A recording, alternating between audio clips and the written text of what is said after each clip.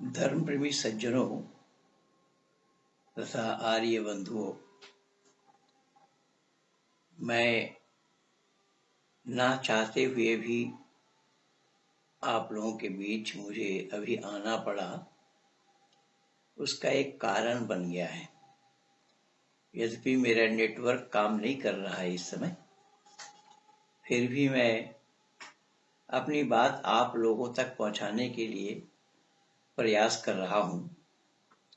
मैं इस वीडियो के माध्यम से मेरे पास एक फोन आया खाड़ी देश से, अरब से, और वो रहने वाला भारत का ही है।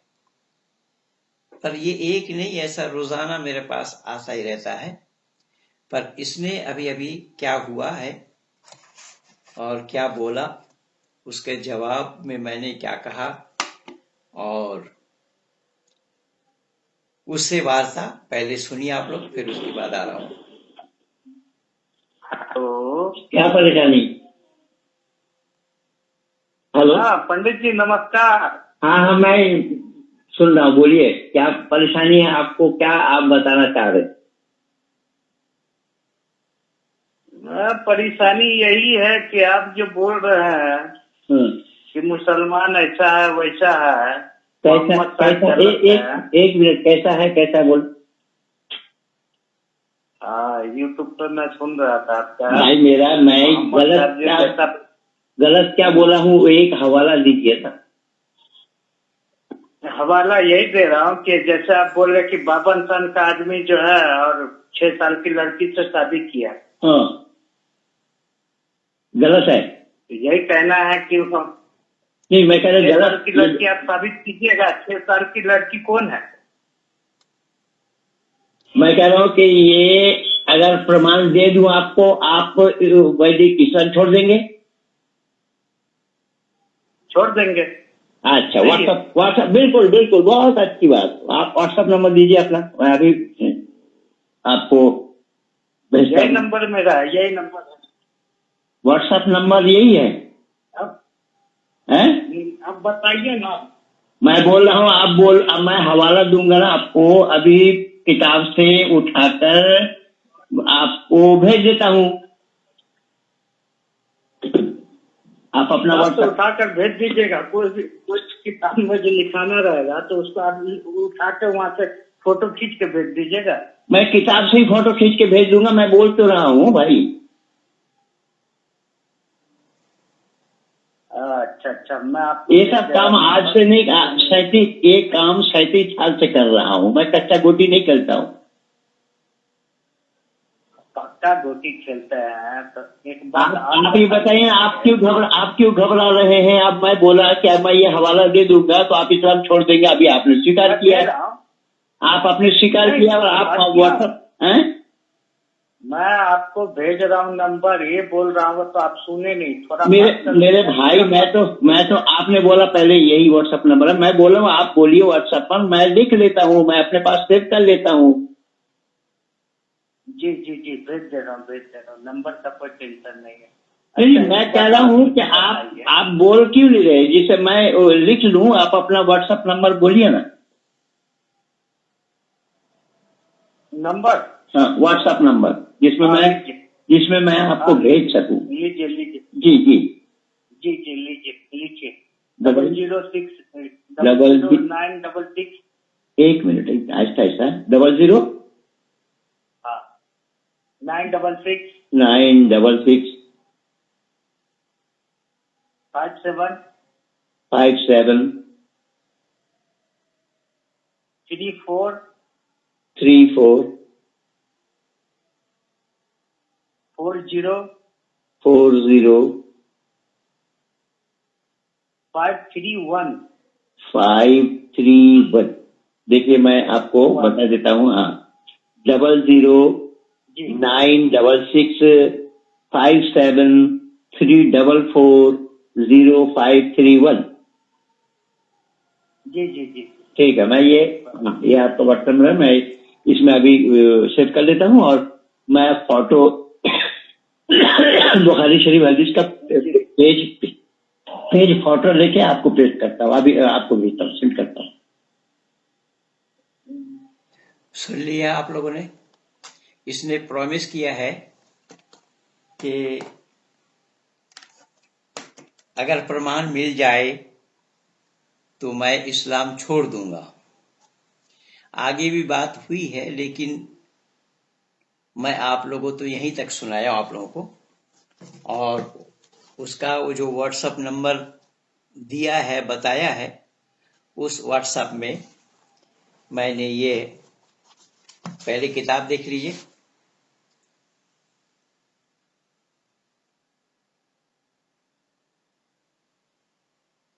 ये किताब है बुखारी शरीफ जल्द 2, हिस्सा 2, भाग 2।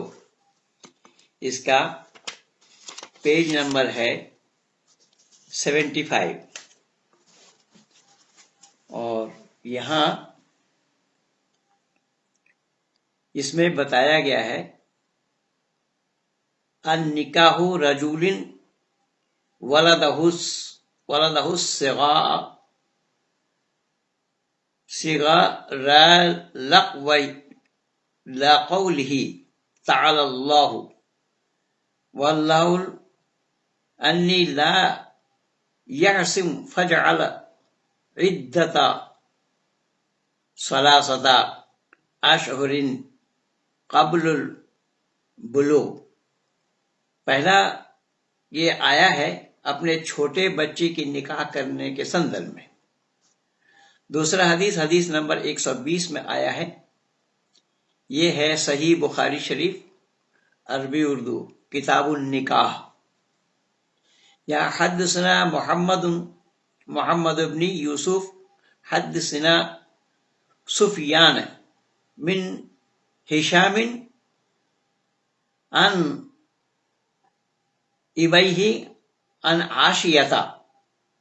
सुन लेना ध्यान से। अन आशियता अन्न नबी सल्लल्लाहु अलैहि वसल्लम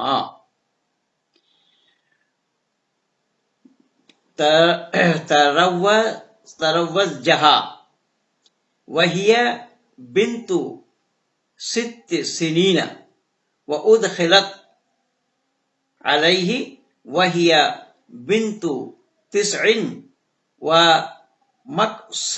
मकसतु इंदहु 9। कि यहां ये बतलाया गया है उर्दा बिन जुबैर ने हजरत आयशा सिद्दीका रजी अल्लाह ताला अन्हुमा से रवायत की है कि जब मैं नबी करीम सल्लल्लाहु अलैहि वसल्लम से उनसे निकाह किया तो मेरी उम्र 6 साल की थी। हदीस में क्या बताया? हजरत आयशा सिद्दीका रजी अल्लाह ताला अन्हुमा ये बता रही हैं कि जब मेरी शादी हुजूर सल्लल्लाहु अलैहि वसल्लम से मेरी निकाह हुई या निकाह किया गया तो मेरी उम्र उस समय 6 साल की थी। जब इससे खुलूत की गई तो मेरी उम्र 9 साल की। खुलूत समझ रहे हैं आप लोग कि 6 साल में इनकी शादी हुई। 3 साल ये आयशा अपनी मां के पास रही, 9 साल में इनका गौना हुआ और मुबाशरत यानी सहवास 9 साल के आयु में हुई। और उस समय हुजूर की आयु क्या थी? 52 साल में इन्होंने शादी की थी और 3 साल यहां रुके। 52 और 3 55। ये हवाला मैं उनको दिया हूं, व्हाट्सएप में। इसकी फिगर फोटो उठाकर उनको सेंड कर दिया हूं। और मैं इसीलिए आप लोगों के बीच आना जरूरी समझा कि इस तरीके से लोग बेतुकी बातें करते हैं और जिसका सिर पैर नहीं होता। एक आवाज मैं और सुना रहा हूं, ये सुनिए। हेलो।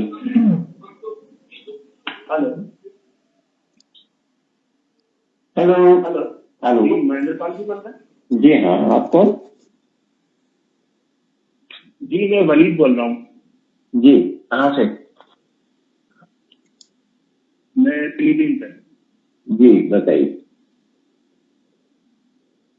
जी मैंने आपके वीडियो देखे हैं ऑनलाइन, मैंने कहा आपसे बात करते हैं। जी आप इस्लाम के लिए चलिए ठीक है, जो भी आप बोलते हैं वो कोई प्रॉब्लम नहीं है, आपके ऊपर है वो। तो देखिए आपका अपना तर्क है, इस्लाम का अपना तर्क है। लेकिन मैं आपसे एक सवाल पूछता हूँ, आपने हिंदू धर्म अपनाया, वो आपके ऊपर है, आपका अपना पर्सनल है, वो जो भी है आपने जो। ये आपको भी लेकिन आप ये बताएं, मेरी सुन लीजिए, आपको ये कहाँ से मिला कि मैं हिंदू धर्म अपनाया? हिंदू धर्म है ये किसने बोला आपको? तो हिंदू धर्म नहीं है तो क्या है फिर? पहले जानकारी लीजिए, फिर उसके बाद बात करिए। चलिए ठीक है, जो भी है, आप जो भी नहीं, आपने जो भी अपनाया है वो ठीक है, आप अपने घर वापसी करिए। आपने तो भी हम मानते हैं, चलिए आपने घर वापसी करिए, ठीक है ना। आप ये कहेंगे मैंने घर वापसी करी है। आप क्या कहना चाहते हो वो बताइए। मैं आपसे यही कहना चाहता हूँ कि आपने कहा है, चलिए आप अपना जो भी है, मैं आपसे ये पूछना चाहता हूँ कि आपने हिंदू धर्म में आया, लेकिन आप वो भी तो एक ईश्वर की पूजा नहीं करता है। आपको जानकारी है भी या जानते भी है कुछ? क्यों? वीडियो राम भगवान नहीं है उनके? राम मेरा वीडियो इसका मतलब वीडियो सीता। अरे मेरा वीडियो सुनो, सब यूट्यूब में सारा लगा हुआ है। सुनो, वैदिक सिद्धांत क्या है, वैदिक मान्यता क्या है, ईश्वर क्या है, किसको ईश्वर बोला गया है, जो विषय आप चाहोगे youtube.com चैनल महेंद्र पाल आर्य जा करके वो उस विषय को लिखो आप, तो आप पा जाओगे। नहीं वो तो मैंने आपके सुना है, जब सुना, आप गलत जानकारी दे रहे हैं, आप गलत जानकारी दे रहे हैं। उसी राम के ऊपर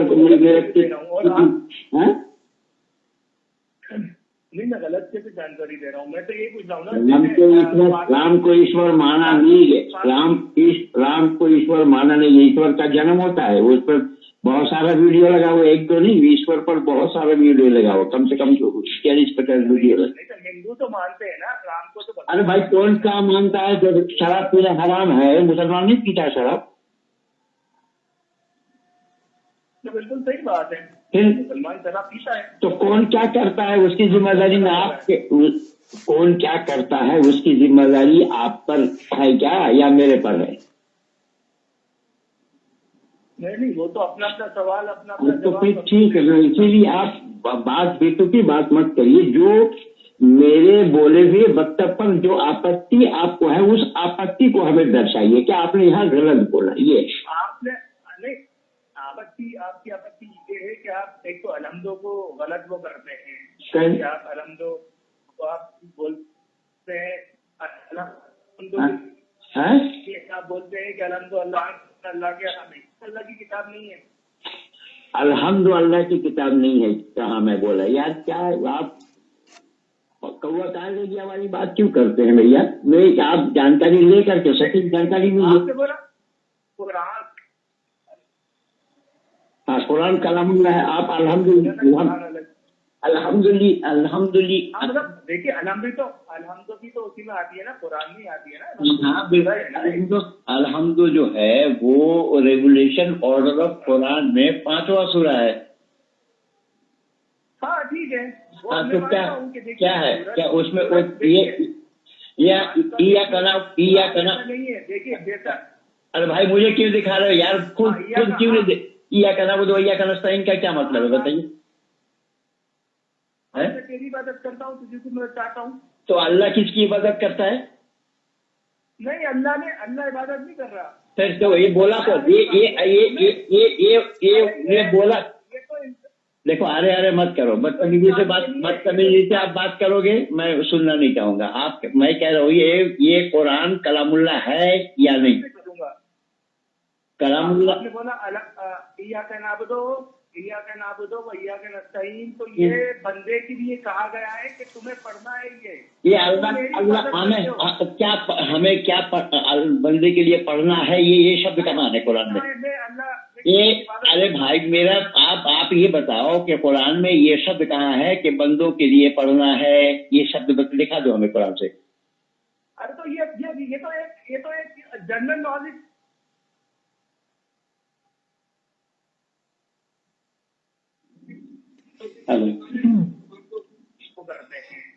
नहीं है, देखिए जैसा।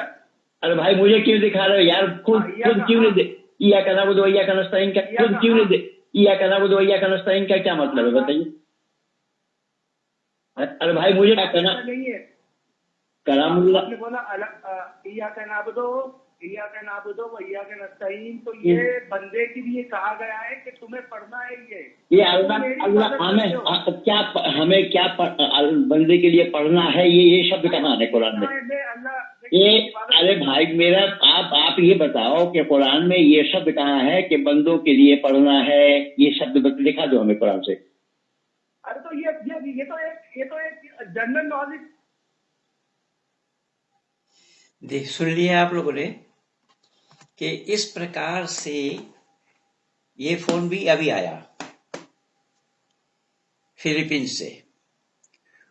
ये लोग बिना सिर पैर की बात करते हैं। अब इन्होंने कहा कि आपकी जो एतराज है, मैंने जो आपत्ति जताई है कुरान के ऊपर, जो सवाल उठाया है, उसमें मैंने बोला कि कुरान कलामुल्लाह नहीं है। और उसने जो सूरा फातिहा है, प्रथम सूरा है, अव्वल सूरा है, उसके लिए इन्होंने कहा। अब कलामुल्लाह है, यानी कलामुल्लाह उसको कहा जाता है जो अल्लाह ने कही, अल्लाह ने बोला, अल्लाह ने बताया, आदि आदि। तो जब अल्लाह ने कहा तो उसमें सूरा फातिहा में क्या बताया गया, क्या कहा गया? क्या अल्हम्दुलिल्लाहि रब्बिल आलमीन अर्रहमानिर रहीम मालिकि यौमिद्दीन इय्याका नअबुदु व इय्याका नस्तईन। यहीं तक बात रुकी हमारी। तो अल्हम्दुलिल्लाहि रब्बिल आलमीन के माने सभी तारीफें अल्लाह के लिए है। ये बात किसने कही? अकॉर्डिंग टू कुरान कलामुल्लाह है, तो अल्लाह ने कही। अब वो बोल रहा है कि ये तो साधारण नॉलेज है, हमको बंदों को कहने के लिए। अब बंदों को कहने के लिए अगर अल्लाह ने कहा, इसका हवाला कुरान में, संपूर्ण कुरान में कहीं नहीं है कि बंदा तुम्हारे लिए है या आए बंदे तुम पढ़ो, ये सब नहीं है। अल्लाह खुद कहे जा रहे हैं। ऋषि दयानंद ने तो यही सवाल उठाया बिस्मिल्लाह से ही कि ये कहने वाला कोई और है, किसी और के नाम से कह रहा है, कहा जा रहा है। तो यहां अल्हम्दुलिल्लाहि रब्बिल आलमीन अर्रहमान रहीम, रहम करने वाला, मेहरबान है, ये मालिक यौमिद्दीन, यौम जजा के मालिक, कयामत के दिन की मालिक।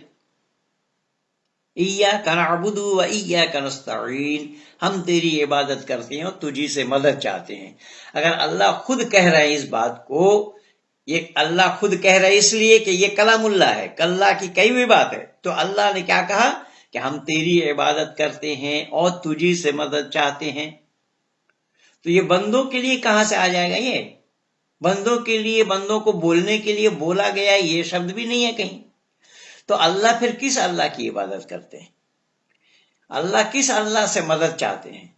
तो इससे ये साफ पता चल रहा है कि ये कलामुल्लाह नहीं है, ये कहने वाला कोई और है, जो अल्लाह के नाम से वो कह रहे हैं। बस डिबेट करने के लिए, सामने आने के लिए हिम्मत नहीं है और हिम्मत जुटा भी नहीं पाएंगे। और यही दकियानुसी वाली विचारधारा को लेकर के आज संपूर्ण विश्व की आंगन में ये उधम मचा रहे हैं। और भारत में इस समय उधम जानबूझ करके मचाया जा रहा है। ये लोग समझ रहे हैं कि अभी देखिए जामे मिलिया के पास, वहां जामे नगर में और वहां मथुरा रोड में और जहां जहां हुआ है, आगजनी हुई है, गाड़ी में 3 बसों में आग, डीटीसी वाली 3 बसों में आग लगाई गई और जो दमकल वाली गाड़ी गई थी आग बुझाने के लिए, उसमें भी आग लगा दी। एक मोटरसाइकिल में भी आग लगा दी। ये जो उधम मचाया गया है। अच्छा, उसमें बोले कि उसमें लाइब्रेरी के अंदर में तोड़फोड़, तो लाइब्रेरी के अंदर में बाहर वाले जाकर के तोड़फोड़ कैसे करेंगे? वो जामिया मिल्लिया के बच्चे जब वहां पढ़ रहे थे लाइब्रेरी में, तो वहां बाहर से लोग कौन आ गए और जो तोड़फोड़ करने लगे वहां। तो ये जो हो रहा है यह सब कुरान की मेहरबानी है, ये कुरान के अनुसार ही ये सब लोग कर रहे हैं। अब हिंदुओं को, चाहे वो बांग्लादेशी हिंदू हो, पाकिस्तानी हिंदू हो और अफगानिस्तानी हिंदू हो, हिंदुओं के यहां आने से इनको क्या परेशानी है ये समझ में नहीं आ रही बात। यहां के मुसलमानों को क्या परेशानी है? और यहां के मुसलमानों को अगर परेशानी है तो फिर ये क्यों कह रहे हैं कि वहां के मुसलमानों को भी आने देना चाहिए? क्यों वहां के मुसलमानों को भी आने देना क्यों चाहिए? जब हिंदू आ जाए तो तुम्हें परेशानी, मुसलमान आ जाए तो परेशानी नहीं है। ये हरामी पना, इसी का नाम हरामी पना है, दकियानूसी पना है। और ये सब कुल मिला करके ये सब हो रहा है। लेकिन मैं चाहता हूं भारत सरकार इस पर शिकंजा कसे और जहां जहां ये कार्य हो रहा है, जिस भी प्रांत में ये कार्य हो रहा है, उनको चिन्हित करें और दंडित करें। केवल चिन्हित करने से बात नहीं बनेगी, दंडित भी करें, क्योंकि सख्ती का नाम राज व्यवस्था है। सख्ती से ही साम दाम दंड भेद ये आया है। साम दाम दंड भेद से ही राजनीति चलती है। योगेश्वर कृष्ण ने यही तो उपदेश दिया था अर्जुन को, युद्धम तो क्षत्रिय धर्म तत्तम कथम त्याजसी। युद्ध करना क्षत्रियों का धर्म है, इसे त्यागते हो कहां चले जाते हो? अर्जुन ने बोला एतान बंधवान विनमी जैन राज्य किम सुखम भविष्यति। राज को छोड़कर, बांधव को छोड़कर युद्ध करूंगा, सुख प्राप्त कर सकता हूं। योगेश्वर कृष्ण का तुम न गच्छसी इमे पाप इमे दंडनीय बद्ध एव। ये पापी है, दुष्ट है, बद्ध करनी हो गए। तो भारत सरकार को भी चाहिए, जो पापी हैं वो दंडनीय है, बद्ध करने योग्य हैं, उनको दंड देना चाहिए। जब आप पाकिस्तानी आतंकवादियों को संभालने के लिए आपने बीड़ा उठाया, ठेका लिया है, तो भारत के आतंकवादियों को संभालने के लिए कहां से, पाकिस्तान से लोग आएंगे? ये आपकी जिम्मेदारी नहीं होगी। और इसमें देर न करते हुए फौरन कल सुबह तक हमें सूचना मिलना चाहिए कि फला फला लोगों को पकड़ लिया गया है, जो उपद्रवी थे, जो उपद्रव कर रहे थे, चाहे वो किसी भी प्रांत में हो। तो उपद्रवियों को दंडित करना यह सरकार का काम है। अगर उपद्रवी तो कम लोग हैं, ज्यादातर लोग तो उपद्रवी नहीं है। अब ज्यादातर लोग अगर उन उपद्रवियों को सजा दे या उन पर शिकंजा कसे, तो फिर यही सरकार ही चिल्लाएगी कि कानून हाथ में ले लिया है। तो जब कानून हाथ में पब्लिक क्यों लेने जाए? पर ये नुकसान तो पब्लिक का ही हो रहा है ना। ये हमारे संपत्ति फूंक रहे हैं, पैसा तो हमें देना पड़ेगा, हमारे पैसे से ही बना है, ये सब बातें हैं। और ये हो क्यों रहा है? इसका मूल कारण ये कुरान है। कुरान, जिसको कुरान कहा जाता है, जिसको कुरान नाम दिया जाता है, यही तो कारण बना। चीन में इसीलिए तो प्रतिबंध लगा, चीन में प्रतिबंध लगाने का यही तो सब कारण है। इसलिए मैं निवेदन कर रहा हूं कि जो लोग ये उपद्रव मचा रहे हैं उनको दंडित करना चाहिए। वो हमारे संपत्ति को फूंक रहे हैं, हम कानून हाथ में लेना नहीं चाहते। इसीलिए शांति प्रिय भारतवासी सरकार से गुहार लगा रही है कि सरकार उन्हें चिन्हित करें और दंडित करें। इसलिए मैं केवल ना चाहते हुए दोबारा मुझे आना पड़ा। आज सुबह एक वीडियो में बना करके दिया, इस समय भी मुझे आना पड़ा इन दोनों महानुभावों की आवाज मैं आप लोगों तक पहुंचाने के लिए। और इससे जो ये दुबई का था जो बोला कि कहाँ है ये लिखा हुआ, तो किताब को तो मैं आप लोगों को दिखाया और उसको भी इसका फोटो लेकर के सेंड किया हूं। क्या रिजल्ट आता है देखिए, रिजल्ट क्या आएगा वो आएगा नहीं सामने। तो इसी तरह की बातें जो लोग कर रहे हैं हमें उन्हें जानना पड़ेगा, चिन्हित करना पड़ेगा, राष्ट्रद्रोहियों को समझना पड़ेगा, राष्ट्रद्रोहियों पर शिकंजा कसने होंगे, तभी बात बन सकती है, तभी राष्ट्र का भला हो सकता है। इन्हीं शब्दों के साथ मैं अपने वाणी को विराम दे रहा हूं। आप सब लोगों को बहुत बहुत धन्यवाद।